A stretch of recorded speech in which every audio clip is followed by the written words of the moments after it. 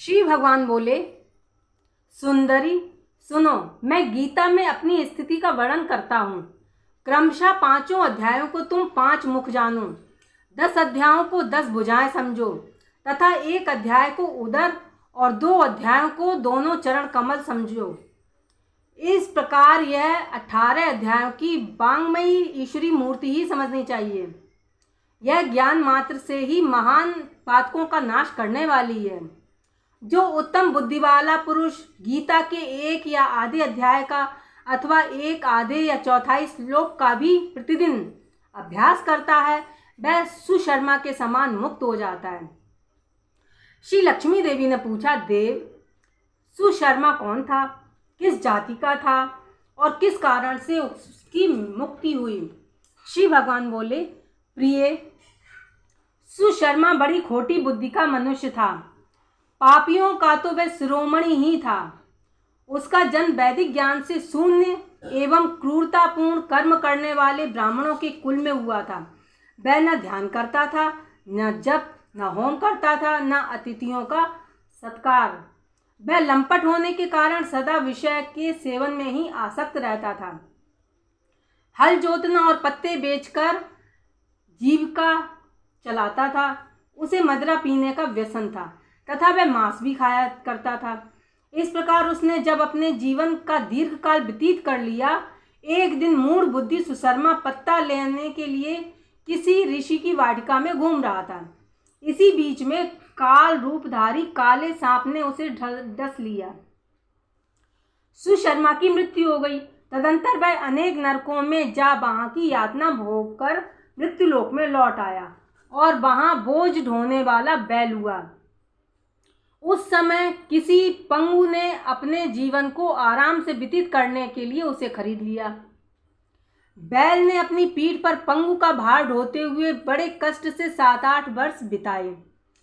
एक दिन पंगु ने किसी ऊंचे स्थान पर बहुत देर तक बड़ी तेजी के साथ उस बैल को घुमाया। इससे वह थककर बड़े वेग से पृथ्वी पर गिरा और मूर्छित हो गया।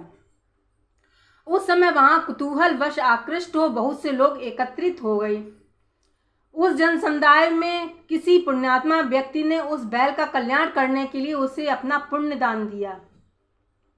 तत्पश्चात कुछ दूसरे लोगों ने भी अपने अपने पुण्यों को याद करके उसे उसके लिए दान किया। उस भीड़ में एक वैश्या भी खड़ी थी। उसे अपने पुण्य का पता नहीं था, तो भी उसने लोगों की दशा देखी, उस बैल के लिए कुछ त्याग किया। तदंतर यमराज के दूत उस मरे हुए प्राणी को पहले यमपुरी में ले गए।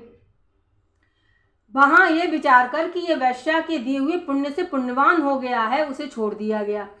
फिर वह भूलोक में आकर उत्तम कुल और शील वाले ब्राह्मणों के घर में उत्पन्न हुआ। उस समय भी उसे अपने पूर्व जन्म की बातों का स्मरण बना रहा।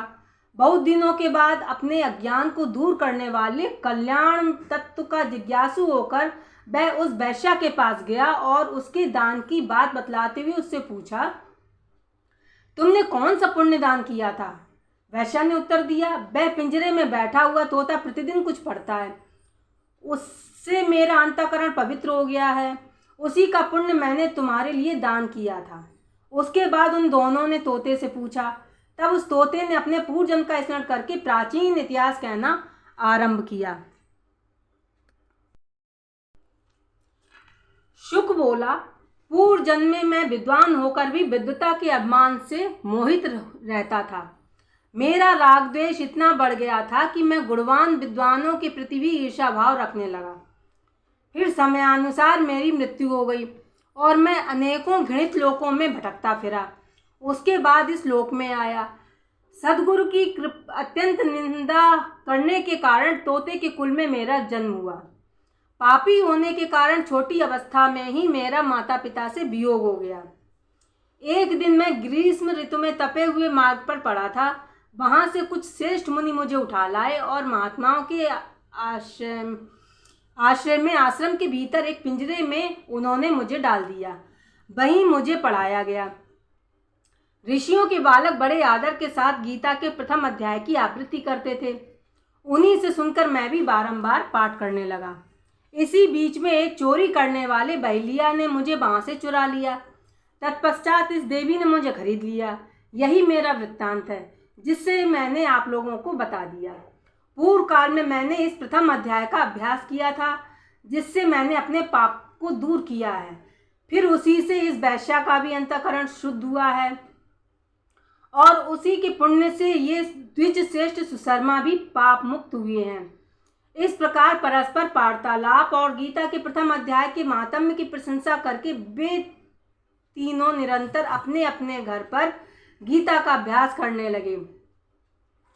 फिर ज्ञान प्राप्त करके वे मुक्त हो गए। इसलिए जो गीता के प्रथम अध्याय को पढ़ता, सुनता तथा अभ्यास करता है, उसे इस भवसागर को पार करने में कोई कठिनाई नहीं होती। बोलो श्री कृष्णा शरण।